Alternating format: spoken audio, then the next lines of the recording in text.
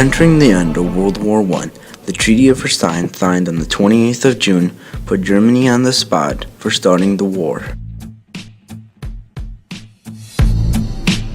Also, in the Treaty of Versailles, not only was Germany punished, but the Soviet Union also lost land, creating Poland.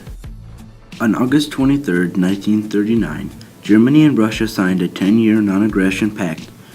This would allow the Germans to attack Poland on September 1st, 1939.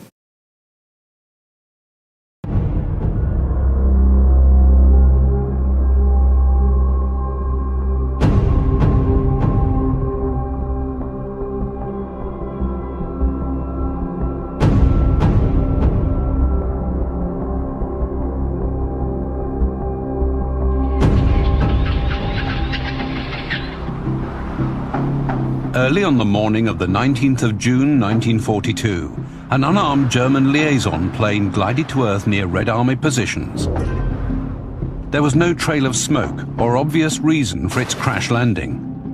When Soviet troops later captured the aircraft, they found a single bullet hole through its petrol tank.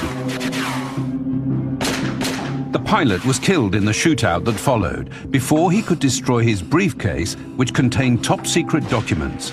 Red Army soldiers grabbed the prize and brought it back to their trenches. The dead German was Major Reichel, head of operations for the German 23rd Panzer Division. He was carrying plans for a forthcoming operation codenamed Case Blue. The offensive was part of Hitler's plan to capture the Soviet oil fields in the Caucasus region. Major Reichel's documents revealed just a small part of the operation, and there was always the risk that they were planted by the Germans to deliberately mislead the enemy. After examining the captured papers, Stalin advised caution. It is safe to assume that similar plans have been developed for all the other fronts as well, he wrote. But Case Blue was for real. It was launched by the Wehrmacht on the 28th of June, 1942.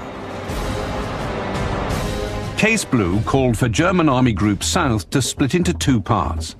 Army Group A was to attack the Caucasus region and seize the Soviet oil fields. Army Group B, led by Paulus's Sixth Army, was to advance eastwards towards the Volga River and Stalingrad, covering the advance into the Caucasus. Hitler always regarded the German-Soviet non-aggression pact, but on December 18, 1940, he signed Directive 21, codenamed Operation Barbarossa. This ordered the invasion of the Soviet Union. Hitler had many reasons as to why he should capture the city of Stalingrad. Stalingrad is an important industrial city on the Volga River. Also, capturing Stalingrad would secure the left flank of the German armies as they advanced to the Caucasus region. Also, including the fact that Stalingrad was named after Stalin, his most hated foe. In Case Blue, Friedrich Paulus' Sixth Army and the 4th Panzer Division were to move east toward the Volga River and Stalingrad. Finally, June 28, 1942, Germany's offensive started well. Paulus and his Sixth Army were proceeding very quickly until the 4th Panzer Division came for backup and were completely shocked by Soviet's counteroffensive. One of the most devastating effects for the Germans was the winter of 1943. Many Germans began starving and were getting destroyed by the Red Army counteroffensive. The only supplies that reached Paulus's army now arrived by parachute. Many soldiers had fallen into complete apathy, numbed by cold and hunger, only brought to life by the sound of a transport aircraft overhead. Food had become their only concern.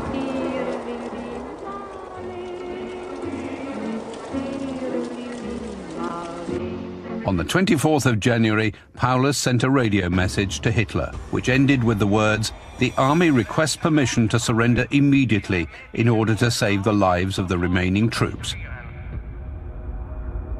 The Führer was adamant. "I forbid capitulation," he replied. "The army will hold its positions until the last soldier and the last ditch." The Soviet advance had split the German pocket into two parts. The southern part was trapped in the heart of the city. The northern lay in the factory district. Paulus's headquarters was in the southern pocket. The suffering of his men finally forced him to act. He surrendered on the morning of the 31st of January with his staff. The northern group, under Lieutenant General Karl Strecker, fought on briefly. After a massive Soviet artillery pounding, they too laid down their arms on the 2nd of February 1943.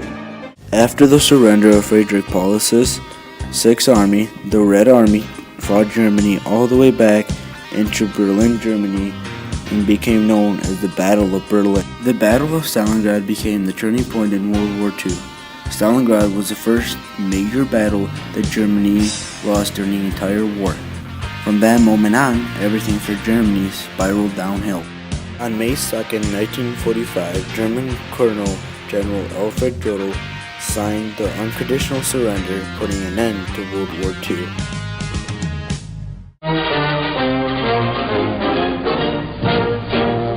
Berlin's Army School is the end of the road for the Nazi reign of terror.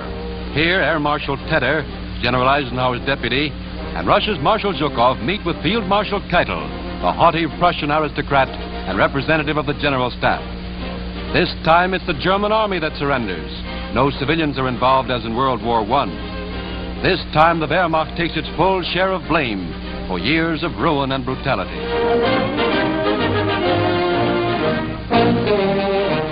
Keitel signs, marking the end of all German military action. Tedder and Zhukov add their signatures to the document that surrenders Germany to Allied control and completes Nazi humiliation. Following the ratification, the Allied officers tour the gutted Nazi capital. Berlin's once proud architecture is only a memory.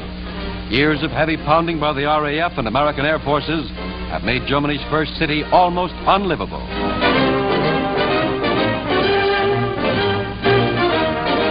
Thousands of tons of bombs have pockmarked the famous Brandenburg Gate and laid waste the Hotel Adlon, former meeting place of world travelers.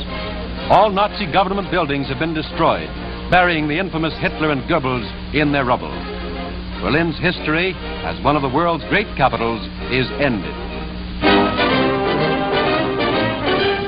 Not only her capital, but most of Germany's mighty industrial cities are wiped out. These first pictures of Hamburg, made by the RAF, reveal the indescribable destruction wrought by repeated air attacks on the Reich's second city. Once the largest seaport on the continent of Europe, Hamburg's docks along the River Elbe served the shipping of the world.